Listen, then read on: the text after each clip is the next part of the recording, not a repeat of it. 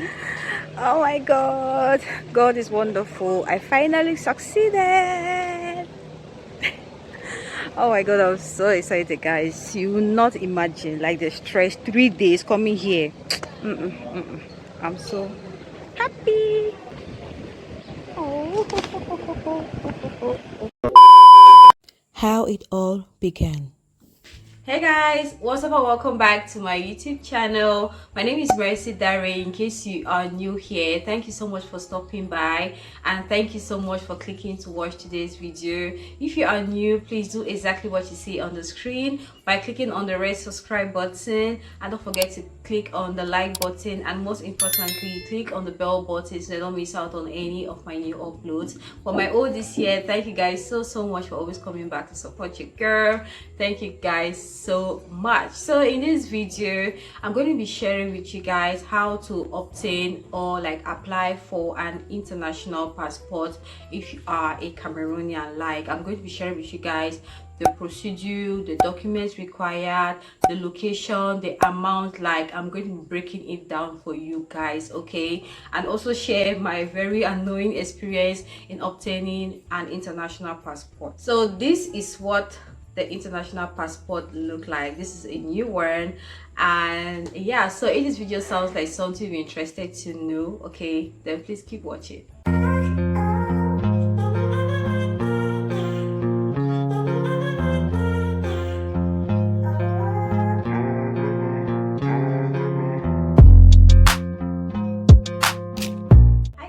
Welcome back. So the reason why I am sharing this video or this information is because I wouldn't want you to go through the stress I went through when obtaining these very important documents, okay?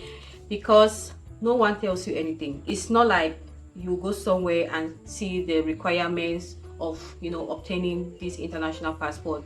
All you have to do is just work with your experience, okay? So this is me just making things really easy for you, so they don't go and embarrass yourself, because people live far and near. Because I know that, I don't know, correct me if I'm wrong, there are only 2 regions where you can, you know, apply and obtain an international passport. It's in Douala or Yaoundé, and it will make no sense for you to leave, for example, Limbe Boya, to come and obtain or apply for an international passport and one document is required. You have to go back to your base and come back. The stress and all the money required, you know, transportation here and there, you don't want to go through that. So please, I urge you guys to share this video to your friends and family, so that when coming to, you know, obtain an international passport, you wouldn't go through all that stress. I'm going to be telling you guys everything. All right, so in 2016 I did my very first passport, and this is what this used to look like. This is the old one and this is the new one. As you guys can see, you can tell the difference, but here I just put it in a cover, okay? Let me just go ahead and remove it, why not? Because it kind of looks different, but there's some little modifications. You guys can see this is the old one and this is the new one, authentic, okay? So this is what they look like. So in 2016 I was supposed to travel with my team, you know, we're traveling for an evangelism stuff in Germany, and I didn't go through the stress of, you know, going to stand on the line and wait for my number. Everything was just done for us on the platter of gold. You get, I didn't pay for shit, I didn't pay for anything. All right, so that made things really easy for me. But this new one, oh my god, I went through hell. The first thing to do to obtain an international passport is that you need to apply online, and you need to go to their website. The website is called passcam.cm, and you're going to be charged 110,000 francs. That is standard, okay? And make sure that before you start the application process, please fuel your phone with this amount. Thank god they don't ask for charges like Momo charges. No, you pay without charges. That out of the way, when applying, the form should look like this. So this is a form here. All right, now this form contains, you know, just very basic information: your name, if you are a female, if you are a Cameroonian, from which region, your father's name, your contact number, your email, and your professional level. If you are a 9 to 5, you're a business person, or you're a student or a minor, all of that information put together. Where you live, your mother's name, your ID card number as well, and when you did your ID card number and when it's supposed to expire. Also, when you go down, they said application details. If this application for your international passport right now, if it's your first time or it's your second passport, you need to fill that as well. And they'll also ask you travel destination, wherever you intend to go to. Is it Europe, USA, Canada, wherever? And sorry guys, you also have to give your reason for applying for an international passport. Is it for vacation, a seminar, or for wedding, or whatever? And lastly, you also need to indicate the office, okay, the region where you are applying for the international passport, and also book an enrollment date. Now this date is for you to, like, you have to book for it so that it goes into their system that, okay, they're expecting you on this particular day for your interview, okay. And you also have to give your enrollment time, when should they be expecting you to come and do the necessary things. So after that, after filling this form, that is when they will send a number for you to make the deposit amount of 110,000. So that is standard. Now after filling this form, you have to print it out, okay. This is what you take to the immigration office. You have to print it out, and we'll get there when we get to that point, okay. The second thing you need to know is that for newbies or for OBs, and I'm referring to people who have done their international passport before, and maybe you intend to do it, that your passport has expired and you want to do a new one, the location has changed, okay. These guys have changed location. Now the first location used to be around, it's still in Bonanjo. It used to be around like where you're going to, the road leading to Marché des Fleurs, all right.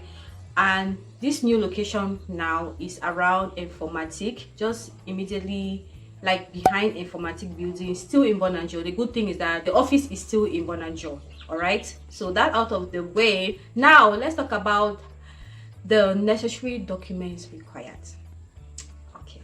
I will advise, please take everything you own as an important document, from birth certificate to your ID card to your O-level certificate, A-levels, working, whatever you have ever done in your life as certificates that means something to you.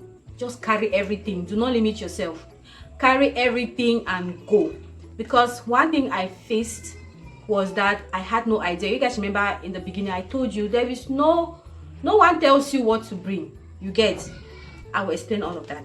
So just take everything, your birth certificate, your death certificate if you have one. Imagine if you left Buea, you have just one day, most time. Maybe if you are working and you have taken one day permission to come and do this thing, and they ask for a particular document and you don't have, you left it at home. Imagine if you have to send for that document, or you have to go back to Buea and come back.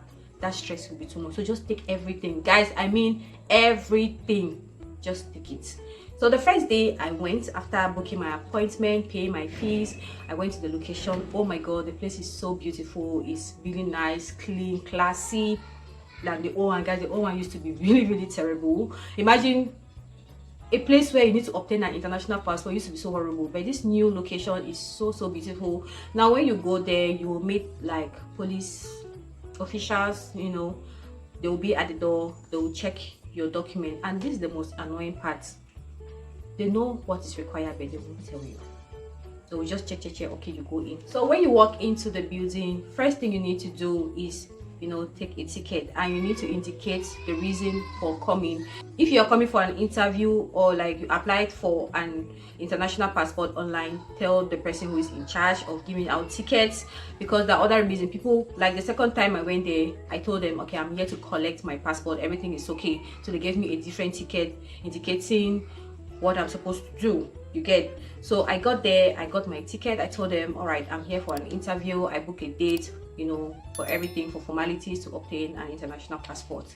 You guys, remember when I told you guys that when applying online, you need to indicate the time and the date you're expected to go there, like when you're free to come for your interview, right? They don't respect those things. So I met people, oh my god, imagine you going there and you are number 100 and something. You have to wait. It's not because, okay, when I left the office, I was like, okay, I'll book my appointment. Let me tell you guys, my appointment was for 12:30. This is it here. My appointment was for 12:30 p.m. I got there at 12 noon exactly. So in my mind I was like, okay, since I already booked my appointment, I have just 30 minutes to wait for my time. Then they'll call me and I'll go, Now lie, you have to follow that number on your ticket. If you are number 1000 and as at the time you got there, they are still at number 100, you have to wait for 900 people before they get to your number. And that was the most annoying part, you guys. I was so mad. I'm like, then what is the need? Actually indicating the time. Why are they asking for this particular time and date if it's not going to be respected? Anyway, I'm like, Cameroon. So I had to stand there, guys. I waited. Remember, I had taken out permission for 2 hours. My break time is from 12 to 1 to 2. So I just begged my head of department, like, okay, I'm going for this particular purpose, just give me 2 hours. And you guys, I stood there for over 3 hours before that to get to my number. You can imagine. They have this screen, okay, they have this very huge screen, and those numbers are there. When it gets to your number, they will tell you where to go and sit, who to see, because they have so many desks or tables or those in charge of the interview and all that. So that screen, when it's your turn, it will tell you on which table, because the tables are labeled from number 1 to 12. So they will indicate if you are supposed to go see number 1 or number 2 or table this, table that, or whatever. So my first day, I went to table 7. You guys, I met a lady. See, woman, the problem now, woman. I met this lady and she asked for my documents. I gave her this, and she was like, where is your birth certificate? I'm like, wow, I didn't come with it. She was like, come tomorrow. And that was it. Imagine me standing for 3 hours. Of course, they had chairs where you could go and sit, but many people were there with kids. I could not, we had pregnant women. I could not tell them to stand up for me to sit. Like, when I'll meet an elderly person or a pregnant woman or a woman with a baby, I was just like, okay, I'm single, what's the need? So I had to stand. So imagine me standing for 3 hours, and just because I didn't come with my birth certificate, she was like, there's nothing I can do for you, go and bring it and come tomorrow. And you guys, the most annoying part is that she did not tell me the other things I'm supposed to come with. So in my mind, I'm like, okay, when I'm coming back tomorrow, I will just come with my birth certificate and I will be done. I got back to the office. I was okay, came back home, took my birth certificate, and I'm like, okay, this is day 2. So day 2, I went there. I was so excited. Went again, grabbed a ticket, and started waiting. When it was my turn, I think the second day, I was assigned to, I think it was table 11 or something. A lady again. Now, do you know what this lady asked of me? She was like, I presented my document, and she was like, where is your attestation of work? I'm like, I didn't come with it. She was like, I'm sorry, I can't help you. Come tomorrow with your attestation of work. You guys, imagine my stress. Guys, I was so mad. I'm like, if this was required of me, why didn't the other lady, like the previous day, tell me to come with all these documents? She have maybe like taking out just 1 minute of her time and write down everything that is required of me. She didn't tell me shit. Now this is the second person telling me, because I didn't call my attestation of work, she tells me to go back home and come back the next day. I'm like, oh my god, guys, I was so mad. I went back to the office. I was so mad. I was just like, oh my god, this is really, really annoying. Then one of my colleagues was like, you know what you do? Just bring everything. Just go home and bring everything. Just so when they ask, you just be presenting. Oh my god, I omitted something. Hey, Jesus. You guys, I am so sorry. I had to, I remember something. These are the most important documents ever. So after applying online, right, you need to do the following documents, and these are the documents I actually thought was required of me. I never knew I was supposed to come with all these certificates of this and that and that. I just knew once I get my online application documents, I'll go with these other documents, right? You need to make a photocopy of your birth certificate and certify it. Like, it should look like this. Okay, I also need to certify your national ID card, make a copy of it and certify it. Okay, all of this cost, these two documents cost me 7,000 francs. Like, the first day I went to the immigration office, right, I went with just these 4 documents: the application form that you have to print after applying online, secondly these 2 documents, these 2 certified documents from the police and the court, and my previous passport. So in my mind I was like, okay, these are the documents required of me. I had no idea I was supposed to come with my birth certificate, my letter of, or my attestation of work, my employment letter, my diplomas and all that. I had no idea. So it was in the course of me, you know, going to the immigration office and meeting these people that they kept asking of these other documents. So when I got back home, I grabbed everything. As in that's how my document was this large. I grabbed everything. Just then I made photocopies of them, just in case I'm being asked of, okay, do you have this? I'll just remove and present. Do you have that? I'll just remove and present. You get? So that was how I went there the second day, and I was sent back home. Hey guys, so this is day 3 of me renewing my passport. So I just arrived at the immigration office, about to go in and try my luck again. Guys, this time around I am with everything I have in this life. If they just ask one thing, bam, I'll just remove. If not, no year today. Okay, wish me luck. Third person I met this time around, and mind you, all the time you have to go there, you need to take a ticket, so you have to wait.